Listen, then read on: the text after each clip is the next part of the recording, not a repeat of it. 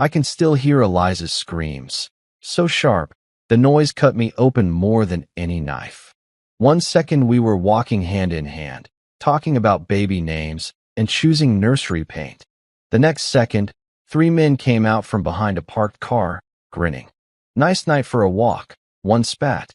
Then a glint, glass bottle, flying in the air, deadly quiet before chaos. Hit like, subscribe for more betrayal stories, and comment your city or country. My name's Tristan.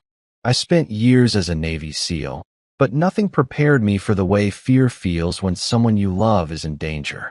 That night in early fall, Eliza and I were coming back from dinner.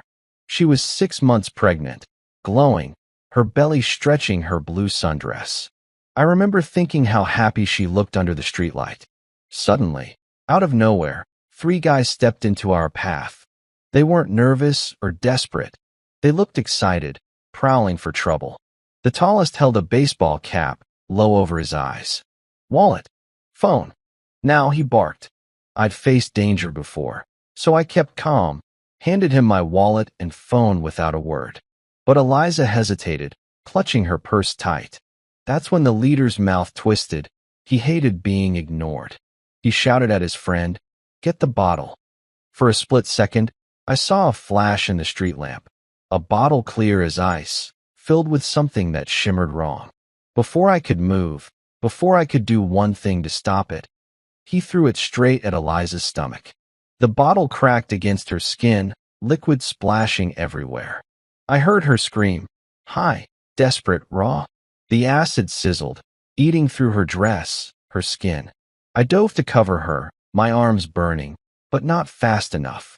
They ran, laughing, the sound echoing against night silence while my world fell apart. My hands shook as I dialed 911. Neighbors came out. Some screamed, some just stared. Paramedics arrived fast. They lifted Eliza onto a stretcher, racing her away. I rode in the ambulance, barely breathing, her blood and the acrid smell of chemicals soaking my shirt. The hospital lights were blinding. Doctors rushed her inside, a blur of voices and alarms. They wouldn't let me follow. I sat in a cold plastic chair, clothes crusted with the scent of panic and smoke. Every second crawled. I pressed my fists so tight my knuckles hurt, remembered training, breathing exercises, and how to stay calm. None of it worked. I kept picturing Eliza's eyes, wide and wild. All I wanted was to trade places, to fix it, to make the pain stop. The automatic doors opened, and a detective approached. "I'm Detective Blake. We need a statement." His voice was gentle, but I barely heard him. I gave answers on autopilot, descriptions, voices, memories through a haze. Blake said they'd investigate, but the way he stared told me he thought the odds were bad. When he left, the nurse brought a bag of Eliza's things. Her dress, sliced and ruined. Her phone, the first ultrasound picture, now spotted with blood. The operating room lights flickered under the door. I sat shaking, rage growing inside of me, bigger than fear. I kept thinking about all things I'd learned to do as a Navy SEAL. Demolitions, clean work, leaving no evidence. Bad people never expect their victims to be more dangerous than them. That night, in the hospital waiting room, something broke inside me. But something else began to form. A promise, sharper than any knife. I wasn't just going to wait for justice. Felix came through faster than expected. By midnight, he'd sent me encrypted files, security footage from 3 different cameras near Fletcher and Oak. I opened my laptop, studied every frame with surgical focus. There they were, clear as daylight under streetlights. 3 men walking away from our direction, one swinging that bottle carelessly, all 3 laughing like they'd just won something. I zoomed in, took screenshots, memorized their faces. The tallest wore a red bandana tied around his wrist, gang colors I recognized from my intelligence training days. The second had a neck tattoo, some kind of snake design crawling up to his jawline. The third, the one who threw the acid, had a scar cutting through his left eyebrow. Felix sent a follow-up message, ran facial recognition through some databases I'm not supposed to access. Got hits. Leader's name is Preston Cole, multiple priors, assault, drug possession. The other two are Dominic Hayes and Ryder Quinn. They operate out of the east side, near the industrial zone. Warehouse on 10th Street. Be careful, man. I didn't respond. Careful wasn't part of my plan anymore. The next morning, I visited Eliza before heading out. She was still unconscious, breathing through tubes, her body fighting infections from the burns. Nurses moved around quietly, checking monitors, adjusting medication. I sat beside her bed, held her bandaged hand gently. "I'm going to fix this," I whispered. "I promise." She couldn't hear me, but saying it out loud made it real. A doctor came by during rounds, explained the surgeries ahead, skin grafts, reconstructive procedures, physical therapy that would take years. Every word felt like another weight pressing down on my chest. Our baby was gone. Eliza's body was destroyed. And those men were out there, probably already laughing about something else, hurting someone else. I left the hospital and drove east toward the industrial district. The area was run down, filled with abandoned factories and empty lots where weeds pushed through cracked concrete. Perfect place for criminals to hide. I parked several blocks away, changed into dark clothes, pulled a baseball cap low over my face. The warehouse Felix mentioned sat behind a chain-link fence covered in rust. Graffiti covered the walls. A few cars were parked outside, older models, beat up. I circled the perimeter on foot, staying in shadows, counting exits, windows, weak points. This was what I'd trained for: surveillance, target assessment, identifying vulnerabilities. Two men stood outside smoking. I stayed hidden, watched them through a gap in the fence. Neither was one of my targets, just low-level lookouts. They finished their cigarettes, went back inside. The place looked busy. People coming and going, carrying boxes, clearly running some kind of operation. Over the next 3 days, I became a ghost in that neighborhood. I rented a cheap room in a motel nearby, set up surveillance from different angles. I learned their schedules, when shipments arrived, when guards changed, when the place emptied out at night. Preston, the leader, showed up every evening around 8, stayed for a few hours, then left in a black SUV. Dominic worked mornings, handling logistics. Ryder came and went randomly, unpredictable. During the days, I visited Eliza. She woke up on the 3rd day, groggy from medication. When she saw me, tears filled her eyes immediately. "The baby." Her voice cracked. I wanted to lie, to give her more time before reality hit. But she deserved truth. "The doctors couldn't save our baby. I'm so sorry." She turned her face away from me, shoulders shaking with silent sobs. I moved closer, tried to hold her, but she flinched away from my touch. The rejection hurt worse than anything physical could. "This is my fault," she whispered. I hesitated. "I should have just given them my purse." "Don't say that. This isn't your fault. Those men, they chose violence. They chose to destroy our lives." But she wasn't listening. Pain had locked her inside herself, somewhere I couldn't reach. A nurse came in, asked me to step out while they checked her vitals and changed dressings. I stood in the hallway, fists clenched, jaw tight, that cold focus sharpening inside me again. Detective Blake found me there. He looked tired, frustrated. "We've been working the case hard. Got some leads from security footage, but nothing solid yet. These guys are smart. They know how to avoid cameras." I nodded, playing the grieving husband. "Whatever you can do, I appreciate it." Blake studied me carefully. "How's your wife handling everything?" "She's broken. We both are. I understand. Listen, I know you have a military background. Special forces, demolitions expert, right?" His tone shifted slightly, more cautious. "That was a long time ago. Still, I need to say this. Don't do anything stupid. Let us handle it. Justice takes time, but it happens." I met his eyes directly. "I just want my wife to heal." He didn't look convinced, but he left. I returned to Eliza's room. She was staring at the ceiling, tears streaming down her face silently. I sat beside her, didn't try to touch her again, just stayed present. Sometimes presence was all you could offer. That night, I returned to my surveillance spot near the warehouse. Around 11, the place emptied out except for one person, Dominic. He was alone inside, lights on in a back office. Through binoculars, I watched him counting money, sorting drugs into bags. My opportunity. I checked my gear, gloves, dark clothes, combat knife, zip ties. Everything I needed. This wasn't about killing yet. This was about sending a message, about letting them know someone was coming for them. I waited until Dominic turned off the office light, started walking toward the exit. Then I moved, silent and fast across the empty lot. Years of training made me invisible in darkness. I slipped inside through a side door I'd already unlocked during an earlier pass. The warehouse smelled like chemicals and mold. Dominic was in the main room, his back to me, phone pressed to his ear laughing about something. I approached from behind, every step calculated. When I was close enough, I grabbed him from behind, one hand over his mouth, the other pressing a pressure point on his neck. He struggled briefly, then went limp, not dead, just unconscious.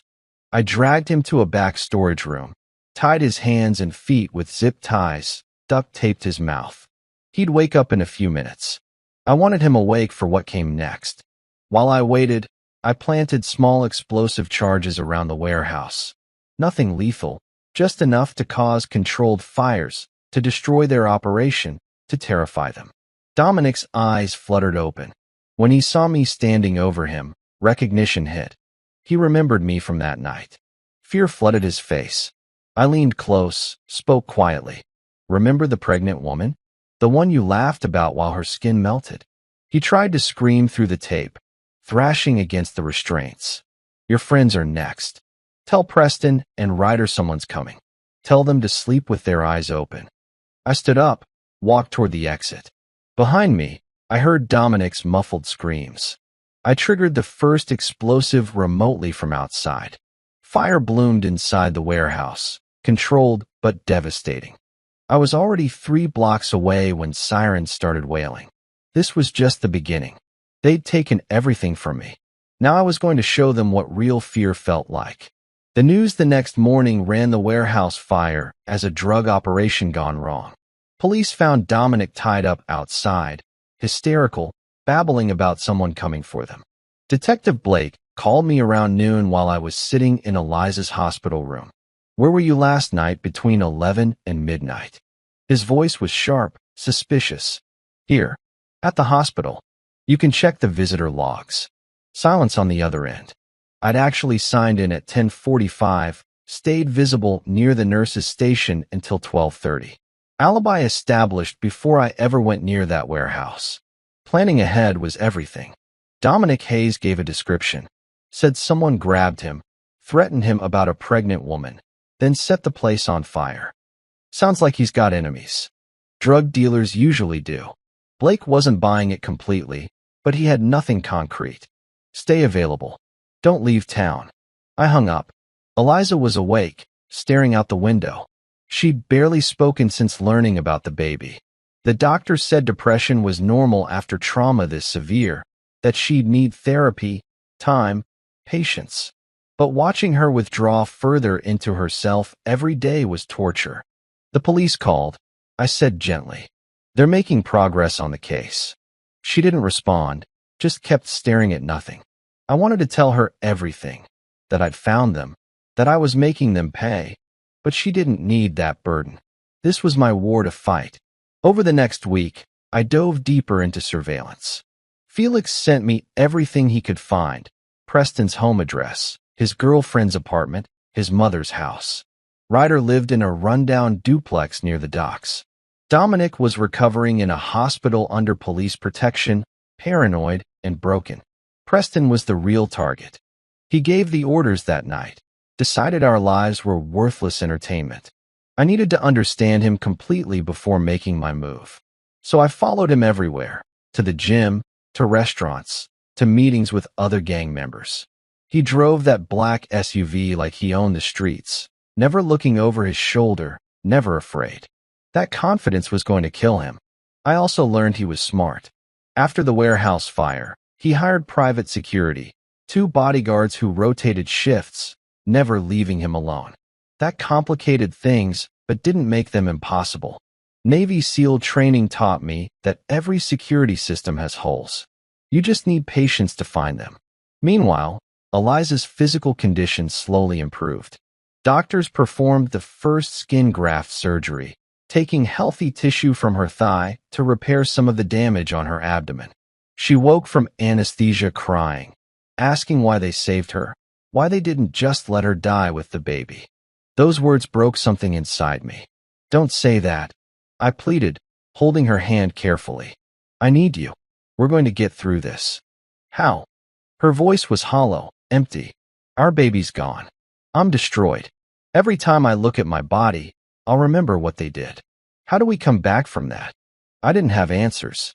Some wounds don't heal, they just scar over, permanent reminders of pain. But I couldn't tell her that. Instead, I promised her we'd find a way, that time would help, that I'd be beside her through everything. Julian visited later that week, brought flowers, and tried to lighten the mood with stupid jokes that fell flat. When Eliza fell asleep, he pulled me into the hallway. "You look terrible. When's the last time you slept?" "I'm fine." "You're not fine. I know that look. You had it in Afghanistan, right before you went dark for 2 weeks and came back covered in." He stopped himself. "Don't do anything crazy. I'm just trying to help my wife recover." Julian studied me carefully. "The warehouse fire. The gang member who's now traumatized and under police protection. That's connected to you somehow, isn't it?" I met his eyes directly. "You don't want to know." He grabbed my arm. "Tristan, listen to me. I get it. I'd want revenge too. But you can't." "Can't what?" "Let them walk away? Let them laugh about killing our baby while Eliza suffers? Tell me what I'm supposed to do, Julian." He had no answer. Nobody did. There's no handbook for this kind of pain. No right way to handle having your entire future destroyed by random violence. That night, I returned to tracking Preston. He'd moved to a safe house outside the city, a suburban rental with high fences and security cameras. His 2 bodyguards worked 12-hour shifts. The night guard was older, less alert, liked to smoke cigarettes by the back door every hour around 3 in the morning. Patterns. Everyone had patterns, and patterns could be exploited. I also tracked Ryder, who'd gone completely underground after the warehouse fire. He wasn't at his duplex anymore, probably hiding somewhere. But people always surfaced eventually, for food, for money, for connection. I just had to wait. 2 weeks after the attack, Eliza came home. The apartment felt wrong with her there. Too many memories, too much pain trapped in every room. She moved slowly, carefully, her bandages still covering most of her torso. I'd converted the nursery into a regular room, packed away all the baby things while she was hospitalized. She noticed immediately. "You took everything down." Her voice cracked. "I thought it would be easier." "Easier?" She turned on me, anger flashing in her eyes for the first time since the attack. "You think hiding it makes it easier? Our baby existed. For 6 months, our baby was real. And now you've erased every trace like it never happened." That's not what But she was already walking away, locking herself in the bedroom. I stood alone in the hallway, realizing I'd made everything worse. I didn't know how to help her, didn't know how to fix any of this. My phone buzzed. Unknown number again. I opened it, felt rage flood through me. "Heard your wife's home. How's she doing?" They were still watching, still taunting, testing me. I texted back for the first time. "You made a mistake. You should have killed me that night." 3 dots appeared, then disappeared. No response came. Good. Let them sweat. Let them wonder who was hunting them.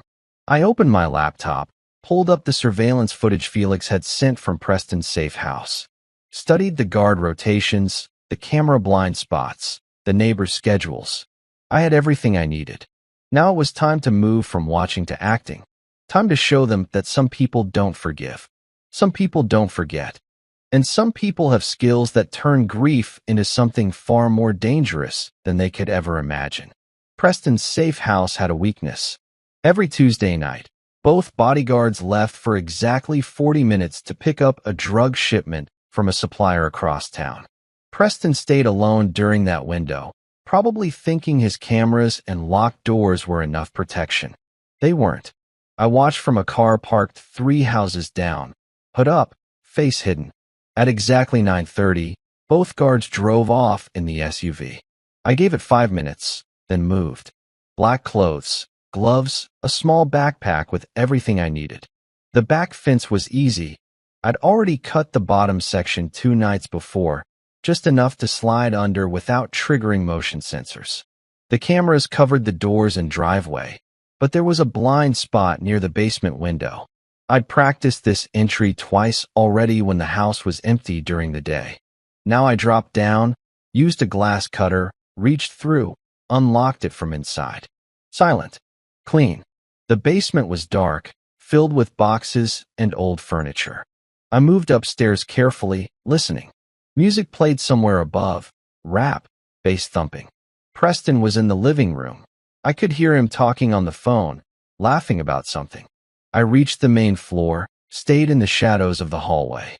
Through the doorway, I saw him, sitting on the couch, feet up on the coffee table, completely relaxed. He had no idea death was standing 10 feet away. But I didn't want him dead yet. Death was too easy, too quick. I waited until he ended his call, set his phone down. Then I stepped into the doorway. Remember me? Preston's head snapped around. For a split second, confusion crossed his face. Then recognition hit, and fear followed right behind it. He lunged for something under the couch cushion, probably a gun, but I was faster. 3 strides and I had him by the throat, slammed him back against the couch. "The pregnant woman," I said quietly. "The one your friend threw acid on. That was my wife." His eyes went wide. He tried to speak, but I was choking him too hard. I loosened my grip slightly. You're that guy," he gasped. "Navy SEAL. Demolitions expert. You picked the wrong family. I could have killed him right there." Snapped his neck, walked away. But that wouldn't send the message I needed. Instead, I zip-tied his hands behind his back, duct-taped his mouth. He struggled, making muffled sounds. But I was trained for this, controlling hostile targets without killing them unless necessary. I pulled out a small device from my backpack. Looked like a phone charger with wires attached. I set it on the coffee table in front of him, let him stare at it. "That's C4. Not much, just enough to level this room. It's on a timer, 20 minutes. Your guards will be back in 15. His eyes filled with terror. I leaned close. "Every time you close your eyes, every time you feel safe, I want you to remember this moment. I want you to know someone better than you is out there, watching, waiting." Dominic learned that lesson at the warehouse. "Now it's your turn." I stood up, walked toward the basement door. Behind me, Preston thrashed against the restraints, screaming through the tape. I didn't look back. Outside, I slipped through the fence, disappeared into the darkness. From my car, I watched through binoculars. The guards returned 12 minutes later, rushed inside. I could see lights flashing, movement through windows. They found Preston, cut him free. I triggered the device remotely. Not an explosion, just a loud bang and smoke, a flashbang modified to look like a failed detonation. Enough to traumatize, to make them think they'd barely escaped death. The house erupted in chaos. Guards dragged Preston outside. He was shaking, pointing everywhere, paranoid. Police arrived 20 minutes later. I drove away slowly, calmly, just another car in the neighborhood. The next morning, I visited Eliza. She was sitting up in bed, looking at her phone. For the first time in weeks, something other than emptiness showed on her face. Curiosity. "There was an incident last night," she said. "Police found one of those gang members tied up in a house with an explosive device. News says it's gang warfare. Someone's targeting them." I kept my expression neutral. Maybe they made enemies. She looked at me carefully. "Tristan, are you?" "I'm just trying to take care of you," I interrupted gently. "That's all that matters." She didn't push further, but suspicion lingered in her eyes. We sat in silence for a while. the weight of everything unsaid pressing down between us. Detective Blake showed up at my apartment that afternoon. I'd expected this. Preston Cole nearly died last night. Says someone broke into his safe house, tied him up, left an explosive. Description matches you. Height, build, military background. I was here. My brother was with me. We had dinner, watched a movie. Blake's jaw tightened. Julian confirmed that. Yes. But I know what's happening here. You're hunting them. This stops now, or I'll arrest you for obstruction. Arrest me for what?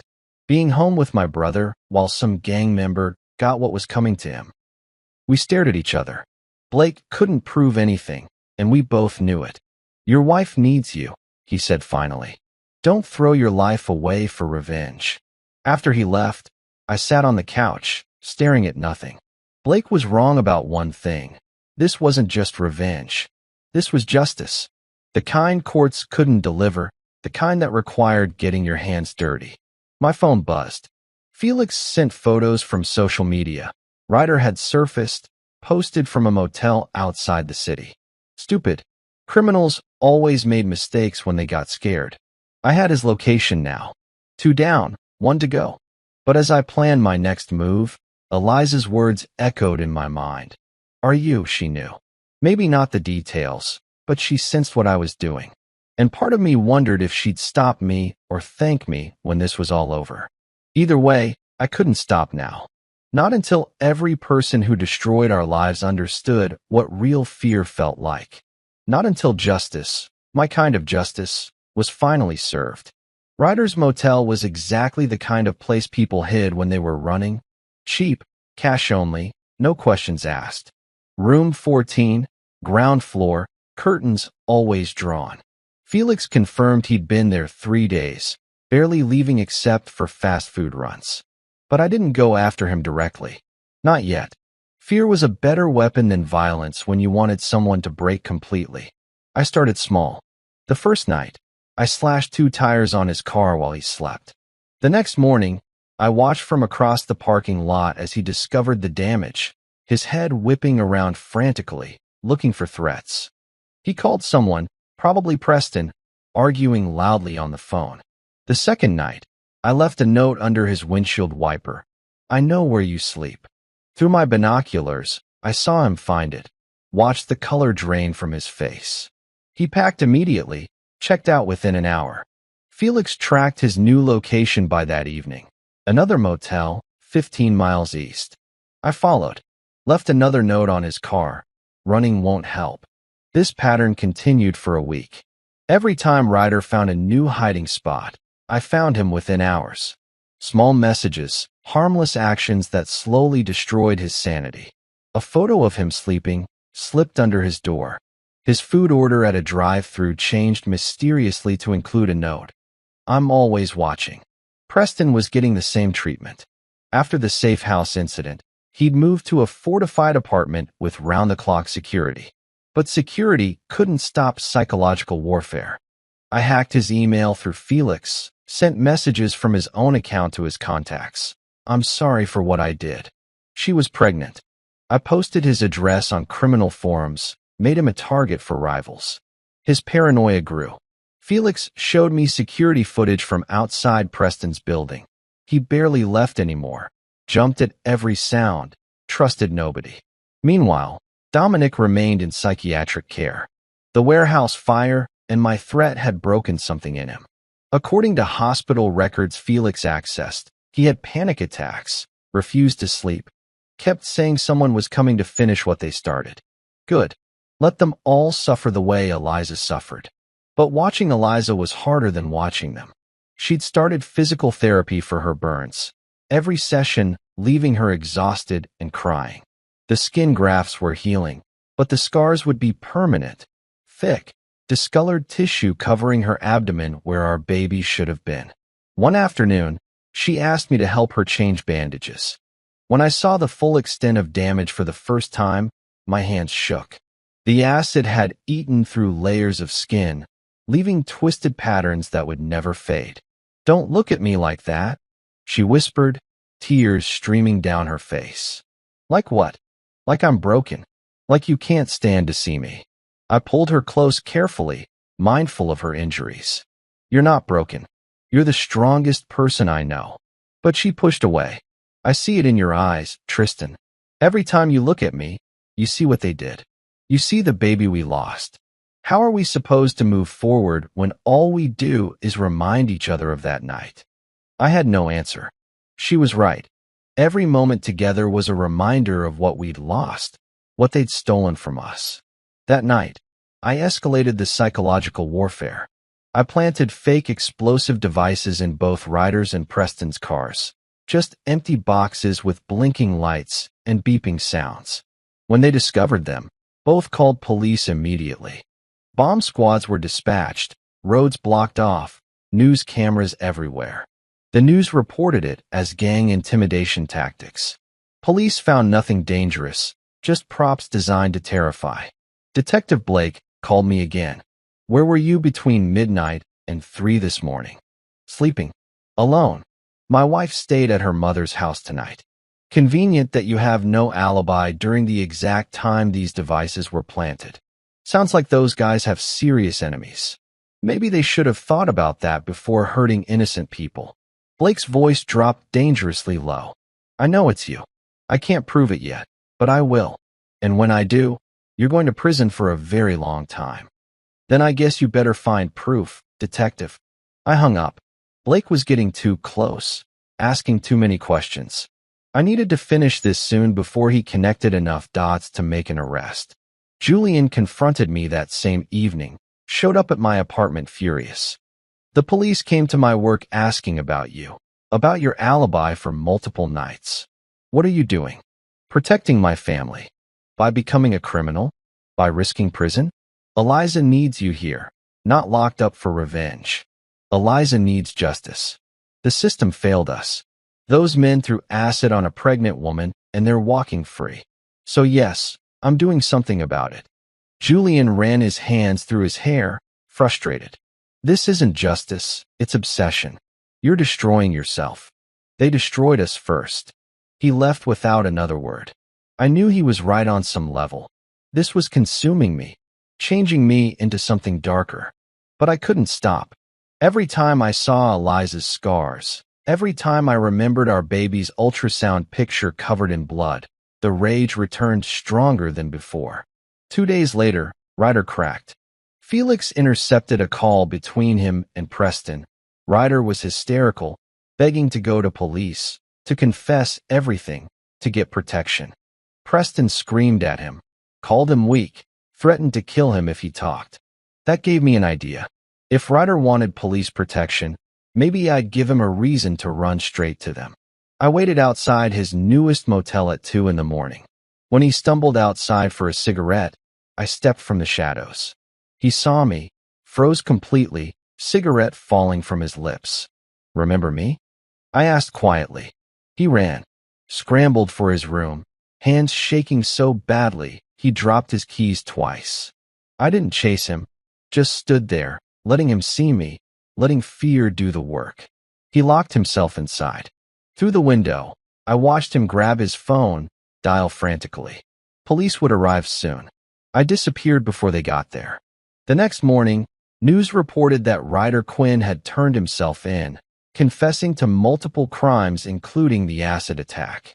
He claimed someone was hunting him, trying to kill him, and he'd rather face prison than die.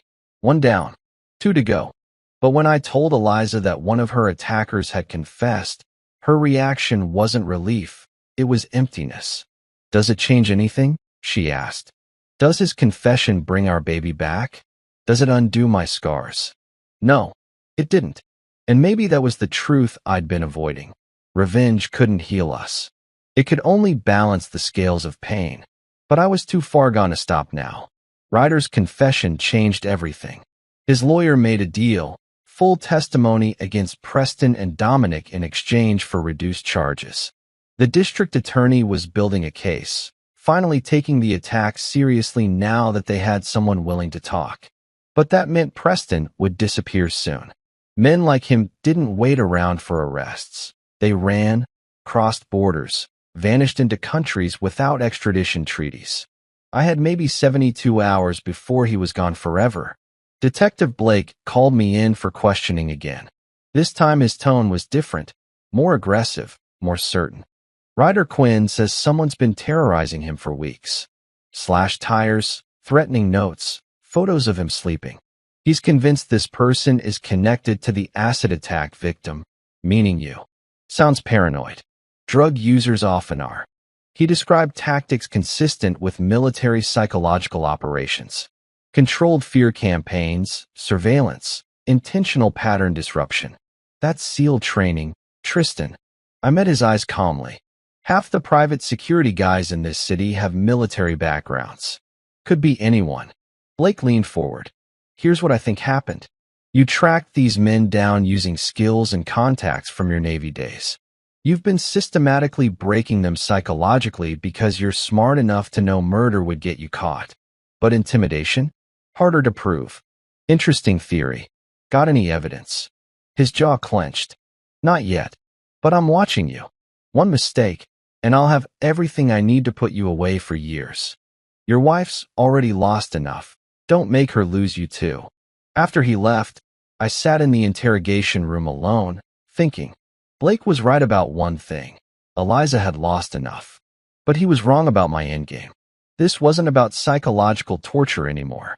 Preston needed to disappear permanently, and I needed it to look like anything except revenge. Felix called that evening with critical information. Preston's booking flights. Private charter to Mexico, leaving in 2 days. He's liquidating assets, closing accounts. He knows the walls are closing in. 2 days. I had to move now. I spent the next 24 hours planning the perfect trap. Felix hacked Preston's email again, sent a fake message from one of his suppliers about a final drug deal before leaving the country. Big payout, easy money. Meet at an abandoned industrial building on the waterfront, a location Preston would recognize as safe territory from past deals. The building was perfect for what I had planned. 5 stories, concrete and steel construction, scheduled for demolition in 3 weeks. I'd already scouted it thoroughly, knew every entrance, every structural weakness, every place to set charges. I spent the night before the meeting preparing. Small explosive devices placed at key support columns, timed perfectly, wired to remote detonators. Not obvious bombs, hidden inside walls, beneath floors, disguised as construction debris. When triggered, the building would collapse in a controlled demolition, exactly like I'd been trained to execute. To anyone investigating afterward, it would look like the old structure finally gave way. Tragic accident. Wrong place, wrong time.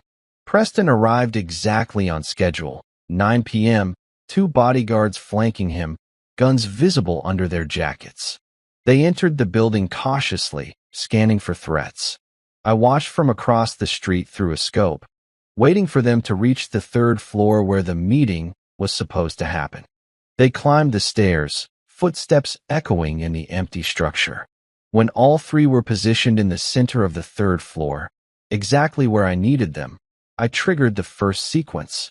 The explosions were perfectly calibrated, loud enough to trap them, controlled enough to avoid drawing immediate attention from far away.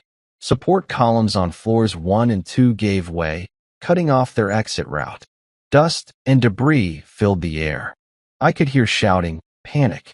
Preston's voice carried through the broken windows. It's a trap. Get out now. But there was no way out. I'd planned for every escape route. The stairwells were blocked. The fire escapes had been sabotaged days earlier. They were trapped on the 3rd floor of a building I was about to bring down completely. I waited 5 minutes. Let the panic set in. Let them understand they were going to die. Then I triggered the final sequence. The building collapsed in stages, floor by floor, controlled and precise, exactly like a professional demolition. The sound was massive, concrete and steel crashing down in clouds of dust. The entire structure pancaked into rubble in less than 30 seconds. Emergency sirens started wailing almost immediately. Fire trucks, ambulances, police, all rushing toward the waterfront. I was already walking away, blending into the small crowd of people who'd come outside to see what the noise was about. By the time I reached my car 3 blocks away, news helicopters were circling overhead. I drove home calmly, listening to radio reports of a tragic building collapse, possible victims trapped inside, investigation ongoing. At home, I cleaned up, destroyed everything I'd used, gloves, tools, detonators, all of it dissolved in acid and flushed away. No evidence. No traces. My phone buzzed. Julian's name appeared on the screen. I answered. "Where are you?" His voice was tense. "Home." "What?" "A building just collapsed downtown. 3 people are dead. And somehow I know you're involved. You're paranoid." "Tristan, listen to me." I hung up. Poured myself whiskey, sat in the dark living room, waiting for the inevitable knock on my door. It came 2 hours later. Detective Blake, accompanied by 3 uniformed officers. "Preston Cole is dead," Blake said without preamble. "Building collapse. Too convenient, too clean. Where were you tonight between 8 and 10 p.m.? "Here. Alone. Eliza's still at her mother's place." No alibi again. What a surprise. "Am I under arrest?" Blake stared at me with pure frustration. "Not yet, but we're going through that building with forensic teams. If we find one trace of explosives, one shred of evidence connecting you, then I guess you better start looking, detective." He left angry, but I wasn't worried. My work was too clean, too professional. They'd find nothing except an old building that finally gave way under its own weight. 3 men were dead.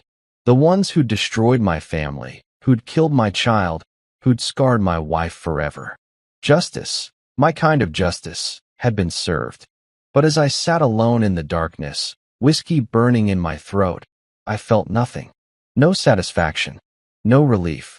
Just emptiness. Because Eliza was still broken. Our baby was still gone. And revenge, I was realizing too late, couldn't fix any of it. The news spent 3 days covering the building collapse. Structural engineers testified it was an old building, weak foundation, decades of neglect. No evidence of foul play. Preston Cole, his 2 bodyguards, all ruled accidental deaths. Case closed. Ryder's testimony became useless without Preston to prosecute. The district attorney offered him a deal anyway, 15 years for the acid attack, eligible for parole in 10. Dominic remained in psychiatric care, ruled mentally unfit for trial. The system had delivered some justice, but not the kind that mattered. I thought I'd feel different after it was over. Lighter, maybe. Like I'd carried a weight and finally set it down. But the weight stayed, got heavier even, pressing on my chest every time I breathed. Eliza came home from her mother's place a week after the collapse. She moved slowly through the apartment, touching things absently, the couch, the kitchen counter, the doorframe to what used to be the nursery. When she finally looked at me, her eyes held something I'd never seen before, knowledge and fear mixed together. "Sit down," she said quietly. "We need to talk." I sat across from her at the kitchen table. The space between us felt massive, like miles instead of feet. 3 men attacked us, she began, her voice steady but cold. 1 threw acid on me. All 3 are now dead or destroyed. Ryder in prison, Dominic in a mental hospital, Preston buried under a collapsed building. She paused, her eyes locked on mine. "That's not coincidence, Tristan. That's you." I started to deny it, but she held up her hand. Don't lie to me. Not after everything." Her voice cracked slightly. "I've known for weeks. The warehouse fire started the same night you came home with ash on your shoes. The safe house incident happened when you had no real alibi. The building collapse." She stopped, tears forming. "I know what you did." Silence filled the apartment. Outside, traffic hummed. Inside, our entire marriage hung in balance. "They deserved it," I finally said, my voice barely above a whisper. "I know." Her answer surprised me. "They destroyed our lives. Killed our baby. Left me scarred forever. Part of me is glad they're gone, glad they suffered."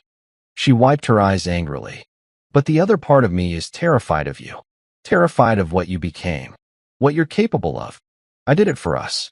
For justice. For revenge, she corrected sharply. Not for us. For yourself. Because you couldn't handle feeling powerless. So you turned into something worse than them. You became a killer. Her words hit like physical blows.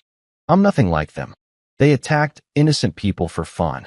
I made them pay by murdering 3 people. She stood up, started pacing.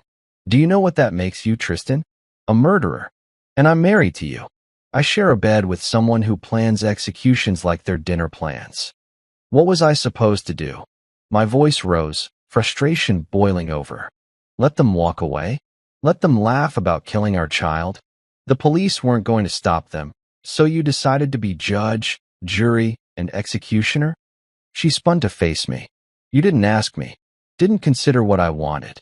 You just took everything into your own hands and left me here to pick up the pieces of a husband I don't even recognize anymore. I did this for you. Don't put this on me.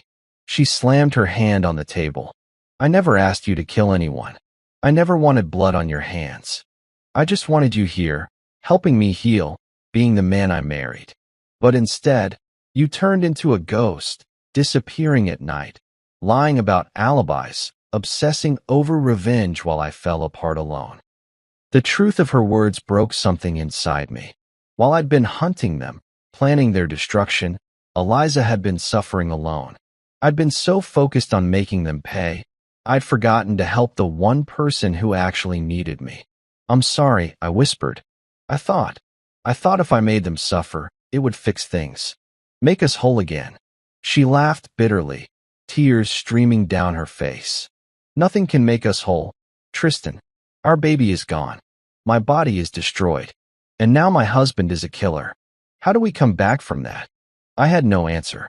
We stood in our kitchen, 2 broken people who'd lost everything, staring at each other across a distance that felt impossible to cross. Do you regret it? She asked finally. Killing them. I thought about it honestly. About Preston's face when he realized he was trapped. About Dominic's screams in the warehouse. About Ryder running scared for weeks. Did I regret it? No, I admitted. They took everything from us. I'd do it again. Eliza nodded slowly, something dying in her eyes. That's what I was afraid of. She walked toward the bedroom, stopped at the door. I need time. I don't know if I can be married to someone who kills people, even people who deserve it. I don't know if I can look at you and not see blood on your hands. Eliza, Detective Blake knows it was you, she continued. He came to see me yesterday, told me everything he suspects. He can't prove it, but he knows. Which means you're going to spend the rest of your life waiting for evidence to surface, for someone to talk, for one mistake to put you in prison. She met my eyes. Is that the future you chose for us? Running from consequences forever. She closed the bedroom door before I could respond.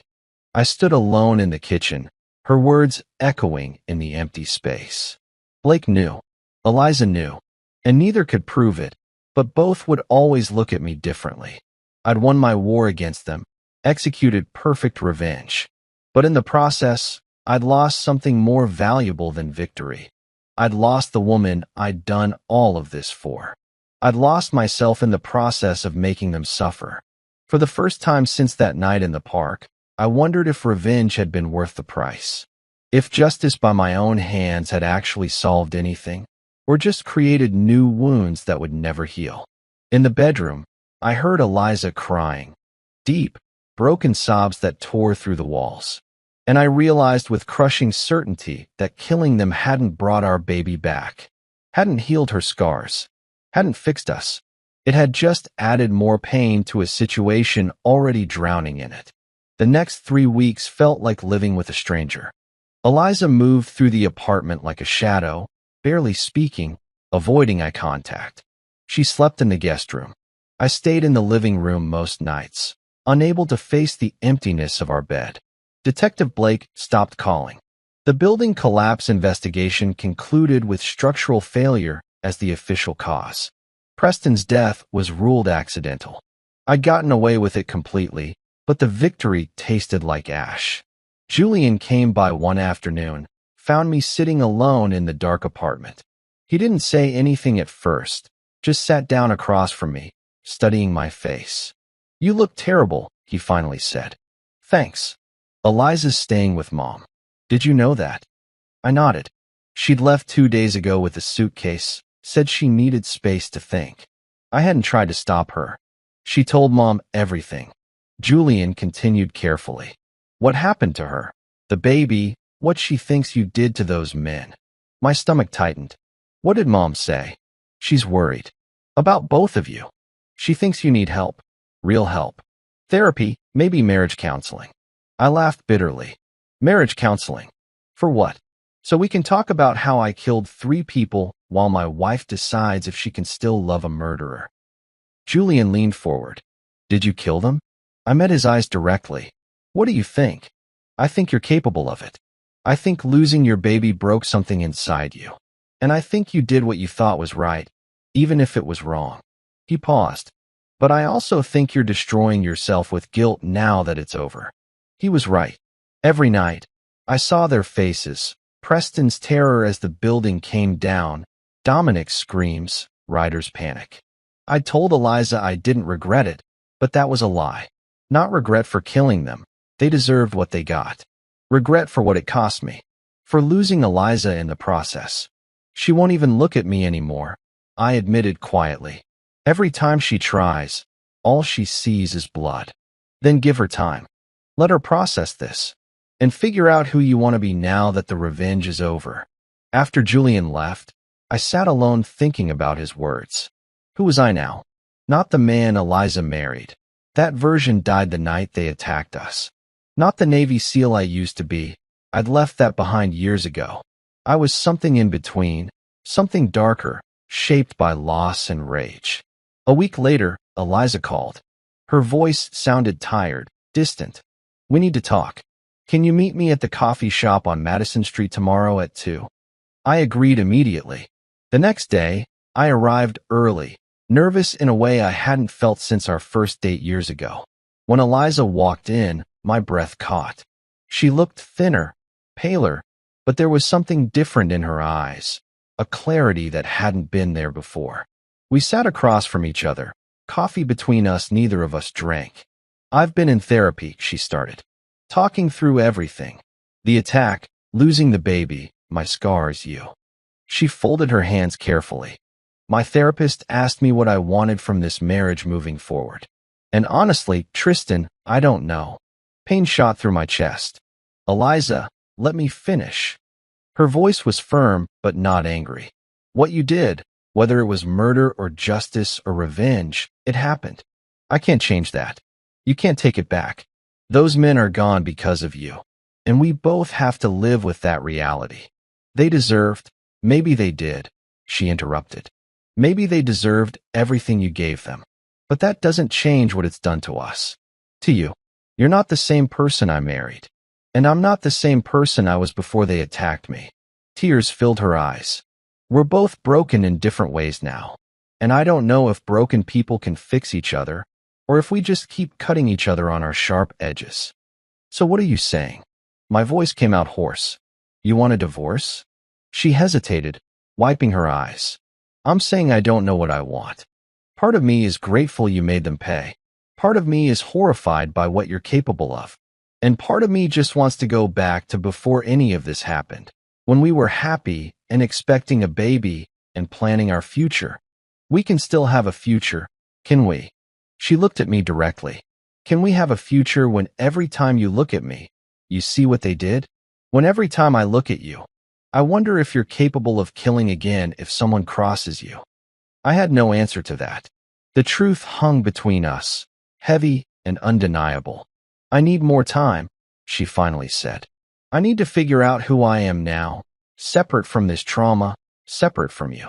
And you need to figure out who you want to be, the man I married, or the person you became. She stood up, preparing to leave. I reached for her hand, and for a brief moment, she let me hold it. I still love you, I whispered. That never changed. I know, she said softly. But love isn't always enough to fix what's broken. She pulled her hand away gently, walked out of the coffee shop. I sat there alone, watching her disappear into the crowd outside, wondering if I'd just lost the only thing that mattered. Outside the window, life continued.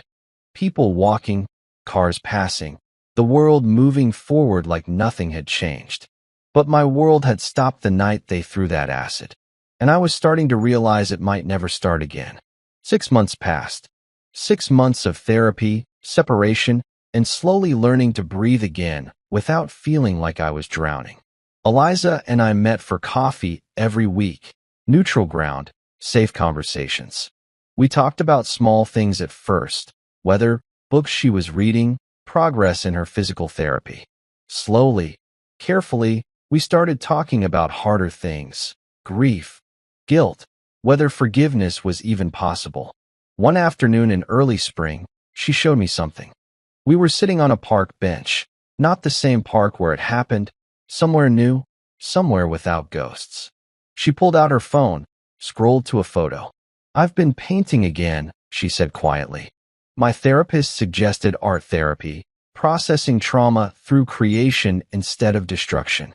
The painting showed a woman standing in front of a mirror, scars visible across her stomach, but her face was turned toward a window where light poured in.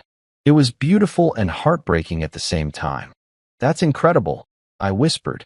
"It's me," she said, learning to live with what happened instead of being buried by it.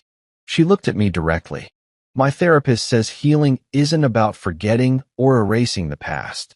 It's about integrating it, accepting it as part of your story without letting it define your entire future." "Have you integrated it?" She thought carefully. "I'm trying. Some days are harder than others. I still have nightmares. I still cry when I see pregnant women.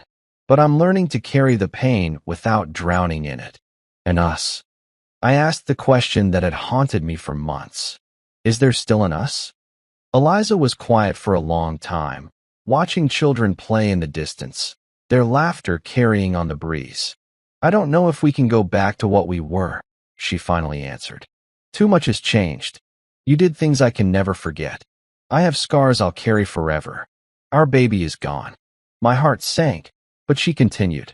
"But maybe we don't need to go back. Maybe we can move forward as different people who choose to heal together instead of apart." She turned to face me. "I spoke with my therapist about this.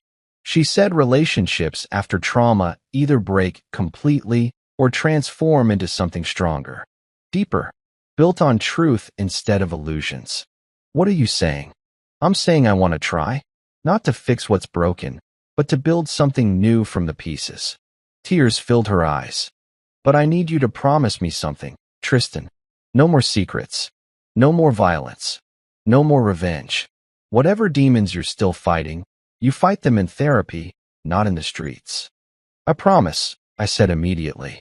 "I've been in therapy too, working through the guilt, the rage, learning to separate who I was in the military from who I want to be now." She reached for my hand, the first time she'd initiated physical contact in months. Her fingers intertwined with mine, scarred and trembling, but holding on. "My therapist asked me what I wanted from life now that everything's changed," she said softly. "And I realized I still want the things we dreamed about before. A home, a family, a future."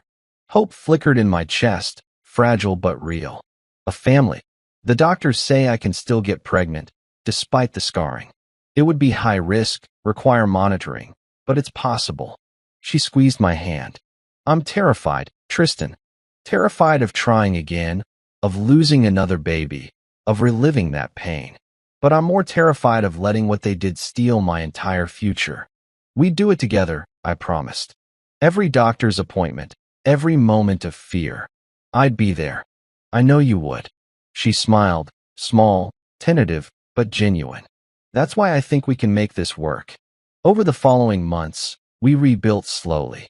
I moved back into the apartment, but we took things carefully, separate rooms at first, then gradually sharing space again. We went to couples counseling, worked through the trauma individually and together. Some sessions were brutal, ripping open wounds that hadn't fully healed. But others were hopeful, showing us glimpses of who we could become. A year after the attack, Eliza told me she was ready to try for another baby. The decision terrified both of us, but we moved forward with faith that healing was possible even after devastating loss. The pregnancy was difficult. Every ultrasound brought anxiety. Every milestone we'd reached before became a trigger for grief. But this time, we faced it together, holding each other through the fear. When Eliza went into labor, I thought my heart would stop. 9 hours of uncertainty, of remembering what we'd lost, of praying for a different outcome. And then, a cry. Strong, healthy, perfect. Our daughter came into the world screaming, and we both cried with her. The nurse placed her in Eliza's arms, and I watched my wife, scarred, broken, but fiercely strong, hold our child for the first time. She's here, Eliza whispered, tears streaming down her face. She's really here.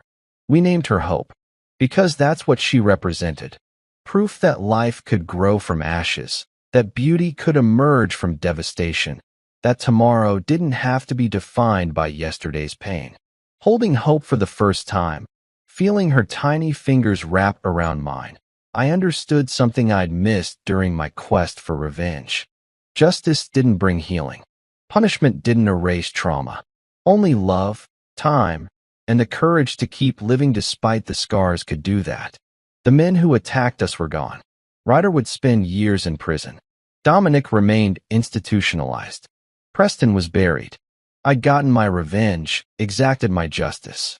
And it had cost me months of my life, nearly destroyed my marriage, and left me with guilt I'd carry forever. But looking at Eliza holding Hope, seeing life and future in her eyes instead of death and past, I realized we'd won something more important than revenge. We'd survived. We'd chosen healing over hatred. We'd built a future from the ruins of our tragedy. Detective Blake never found proof of what I'd done. The cases stayed closed. But sometimes I saw him watching from a distance, a reminder that some truths never fully disappear, even when they can't be proven. I could live with that, because the only truth that mattered now was the one sleeping peacefully in my wife's arms. New life, new hope, new beginning. As we sat together in that hospital room, our small family finally complete again, I made a silent promise to Hope. She'd never know the darkness that brought her into existence. She'd only know love, protection, and parents who fought their way back from hell to give her a beautiful life. Outside, the world continued, broken and beautiful, cruel and kind.